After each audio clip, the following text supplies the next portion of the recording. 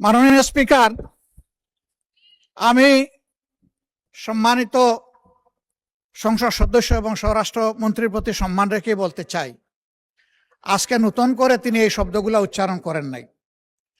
সংসদ অধিবেশন যেদিন থেকে বসা শুরু হয়েছে সেদিন থেকেই তিনি তুচ্ছ তাচ্ছিল্য করে সবাইকে বক্তব্য। উনি নিজেকে কি মনে করেন আমি বুঝতে পারি না।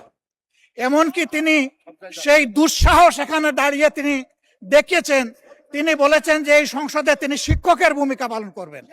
আমরা তার ছাত্র হওয়ার জন্য এখানে আসি নাই। মাননীয় স্পিকার, শিক্ষকতা করতে হলে তিনি একটা ইউনিভার্সিটি খুলুন, ওখানে যার পছন্দ গিয়ে ভর্তি হবে, ওনার লেকচার শুনবে।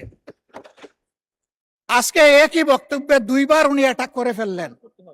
আমার সঙ্গীরা তো মনে করে, আমি নিজেও মনে করি যে এইটা কালচারাল না, এইটা পার্লামেন্টারিয়ান ফ্যাসিজম। এটা হওয়া উচিত না। উনি এই পল্টন আজকে নতুন করে বলেন নাই, হিট দিয়ে কথা বলেন নাই। আজকে আমি সুস্পষ্টভাবে দায়িত্ব নিয়ে বলছি, এই পার্লামেন্টের সৌন্দর্য বিধানের জন্য উনাকে দুঃখ প্রকাশ করতে হবে এবং উনার বক্তব্য সংসদের এই কার্যপ্রণালী থেকে এক্সপাঞ্জ করতে হবে।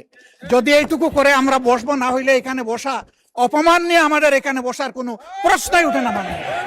আপনাকে ধন্যবাদ।